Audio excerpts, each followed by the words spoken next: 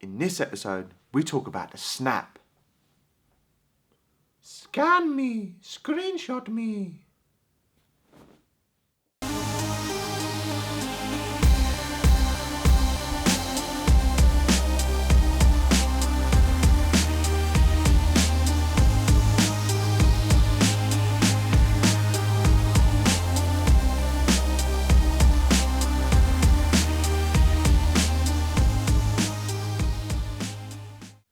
Welcome to episode 15 of AskTheLJs. I'm Luke. And I'm Lawrence.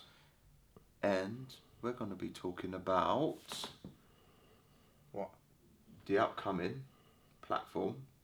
Oh yeah, that thing, yeah. The next up and coming social media platform. And who is it from again? It was from Mr. Steve Hall. Steve Hall. Or Stephen. Or Stephen. Stephen when he's naughty. You naughty boy. You always get that, don't it? If your name's Thomas, but people call you Tom, and then if you're naughty, it's Thomas. Are we just starting the episode again? Yeah. Oh, okay, cool. Sorry, we recorded a bit of this one outside, and then some insert expletive here with a pneumatic drill started drilling. So we're back on the casting couch. Yeah. And we're going to do the episode again. Yeah. So. Which is that's why Lawrence was I was like. just like, what? I'm Yeah. not stoned. It's Monday morning. I'm not stoned. He's had caffeine. I've had caffeine.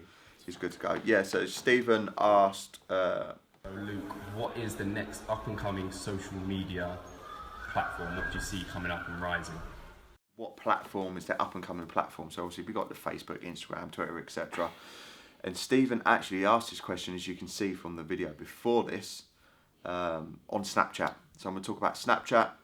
We actually use our geo filters. You can see AskTheLJs, and I'll talk a little bit more about that in a little bit as well.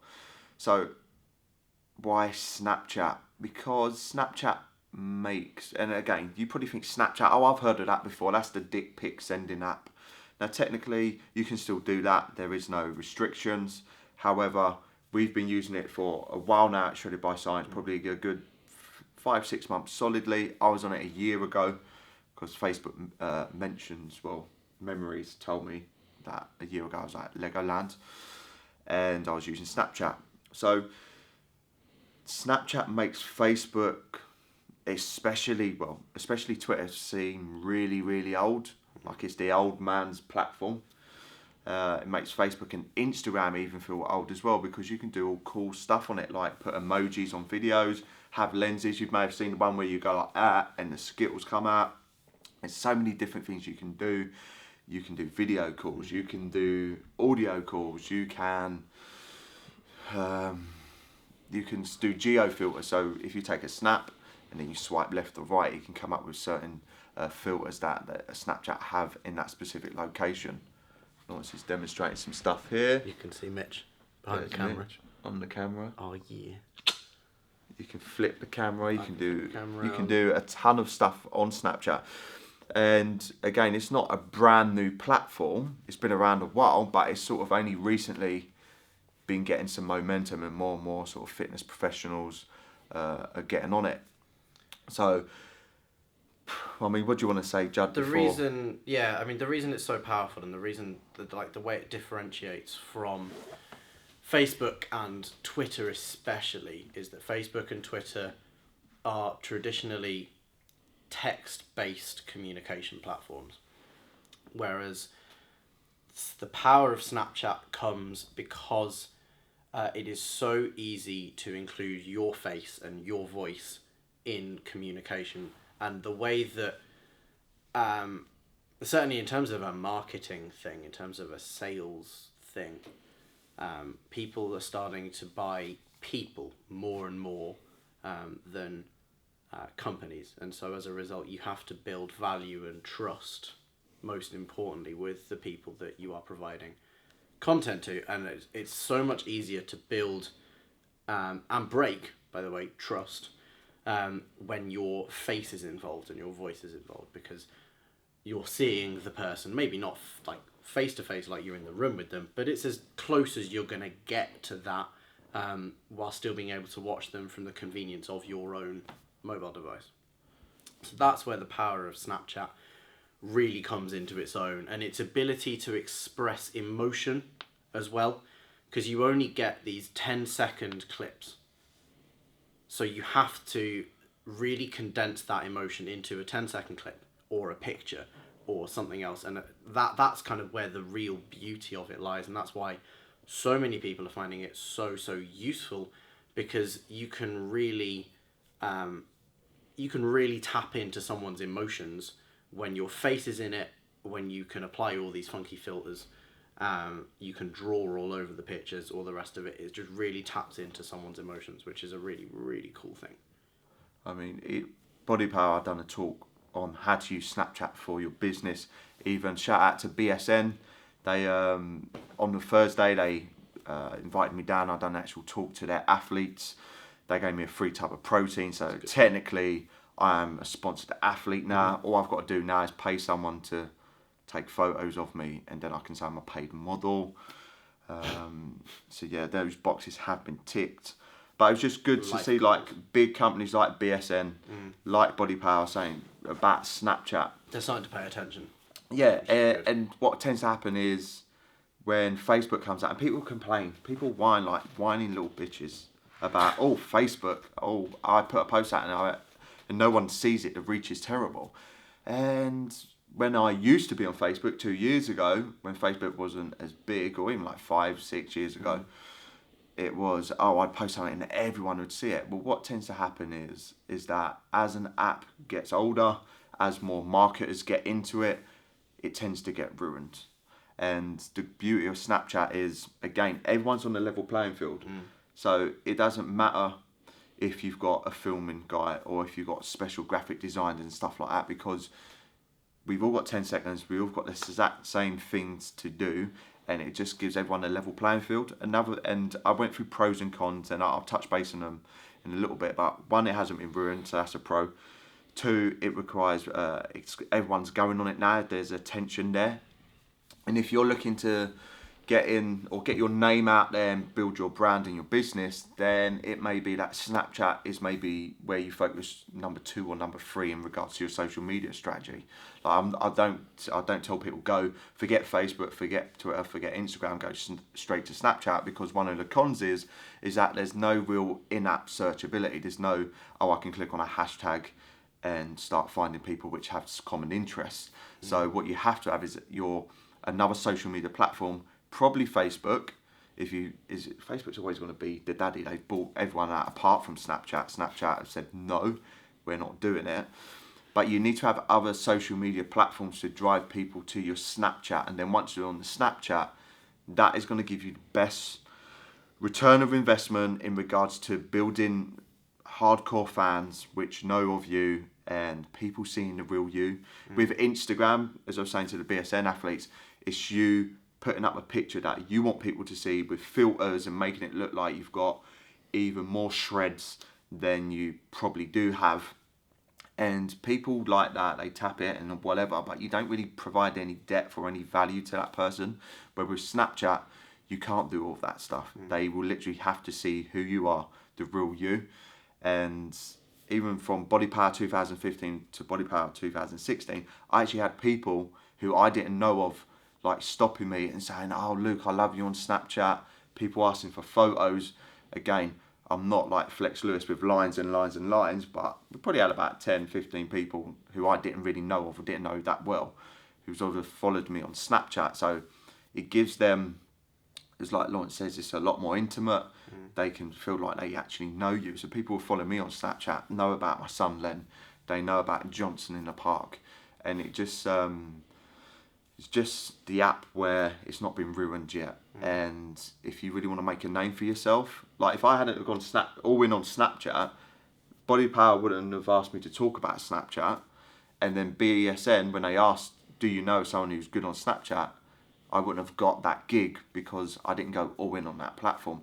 And it doesn't matter whether it's Twitter or Facebook. If you can be one of the early adopters, if you can go all in and become that fitness person, or that whatever it is, because yes, there's less people on there, but there's also a hell of a lot less competition, so you can actually make a name for yourself. So when people start searching, oh, the top 10 fitness people to follow on Instagram, Facebook, they're going to start doing that on Snapchat. So if you can get on a platform early, and you can dominate it and be seen as that go-to guy. And I'm going to say that myself and Jamie Alderton are probably the only two fitness people who aren't complete dickheads on the app, which are providing that infotainment. And that's what even me and Jamie was messaging earlier. And he was saying when people were queuing up, they would start taking selfies and they were doing Snapchatting on there. And that's just a year between Body Power 2015, when no one was saying that, to 2016. Everyone's going up to Jamie asking, can you get on my Snapchat? So, yeah, that's in regards to the platform. Again, I'm not going to go into more of the tactical stuff because we can't, but it's not been ruined. It gives everyone a level playing field, and it allows you to be entertaining. And that's you have to do that. So my advice to you as personal trainers or fitness professionals or business owners is to provide value with information, but always think, how can I make that more entertaining? How can I have someone's attention where they're watching me for 5-6 minutes a day or whatever it is? And the beautiful thing about Snapchat as well is that if you go on YouTube or Facebook, let's say on Facebook, because you're browsing through, and then you see a video's like 3 minutes 50 seconds, it tells you that, and you're like, oh, I ain't got 3 minutes 50 seconds. But on Snapchat, you've just got obviously the little circle, so you can sort of gauge it.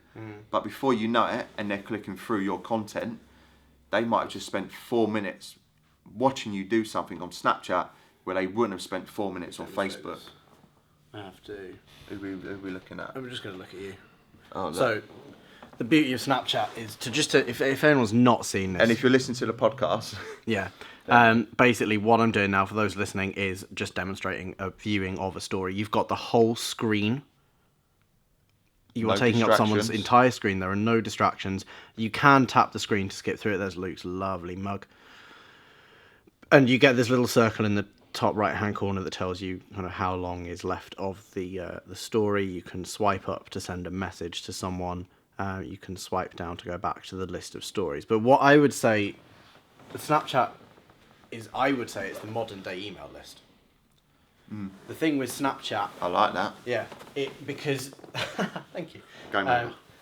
Is that historically, for those of you who don't know, email lists and email marketing have been used by marketers and companies for a long time now. I'm not going to say decades, because Probably is decades. 19. Couple of decades. Yeah. And the way that tends to work, especially like a lot of people in the fitness field will hear about the fact you have to email daily, provide daily value and daily infotainment and all the rest of it. And while that's not, that's clearly still a valid thing to do. Like, it's not like that doesn't work. But to serve the modern market, you have to cater for the fact that, one, the way that mobile devices are going, people are getting more and more and more and more notifications on their phone. And if you're anything like me, that really irritates you. I've turned a whole heap of mine off, including my emails. I can access my emails via my phone, but I don't get push notifications.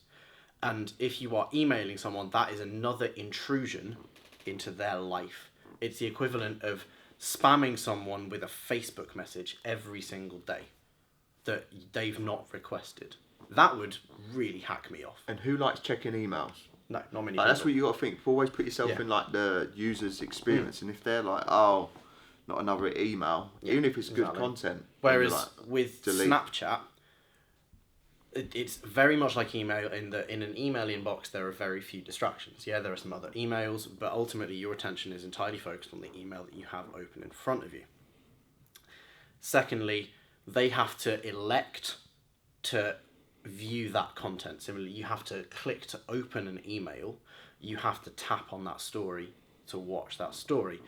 But the better thing is, like I said before, you don't get notified that someone has updated their story. You have to actively scroll through and choose to watch that person's story, which again puts the power in the hands of the consumer, which is really, really good.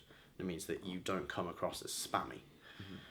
Thirdly, it's better than email. Like I said, you can put emotion into it. Email, you have to be good at writing to send good emails, or you have to be good at providing value in a written format. Snapchat, you don't, which is, again, that benefits Luke a lot because Luke is terrible at writing. No offense. He can now spot typos. I've taught him how to spot typos, which is good. Are there any other? I think that's it, really. Yeah, that's about it. But I'd say it's the modern day email list. Oh, also, whereas an email, you can still be really spammy. You can pitch. You can constantly right hook. Yeah. Snapchat, you can't. You can't click a link and it will direct you to something else yet. Whereas you can still spam someone with links in an email. Snapchat, you can't do that. You can ask people, hey, how about you check out this link? Screenshot the link and then you have to go and type it in. So there's that. There's also the fact that the people that consume your Snapchat stories are very engaged with what you're doing versus any other social media platform. Because again, they're having to. They have to consume it, otherwise they lose it. Yeah. It's 24 hours. So basically, if you don't know, you think, what is Snapchat? 24 hours. So once I put it to my story, if it's 9 a.m. today, it's going to be gone by 9 a.m. tomorrow. It will disappear. So if you don't consume it, you're going to lose it, and it could be something amazing.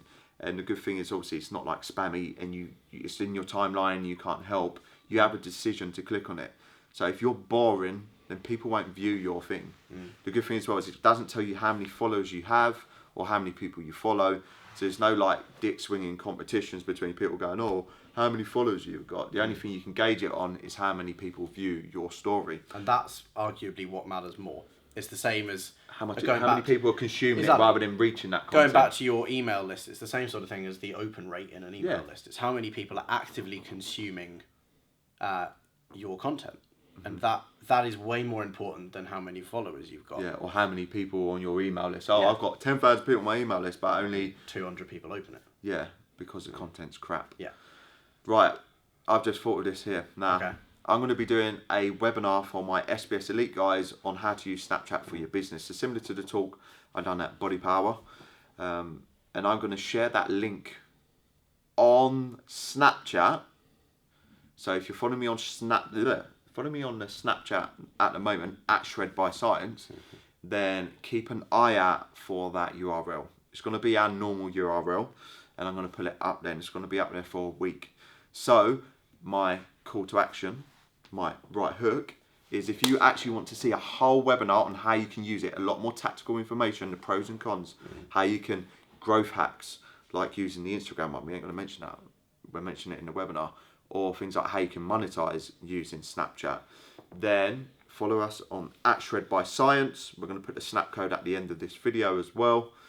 And then next week sometime, go on our usual snappers know, our normal URL, and you'll be able to consume that information. And you'll have more than 24 hours to consume it. Oh yeah.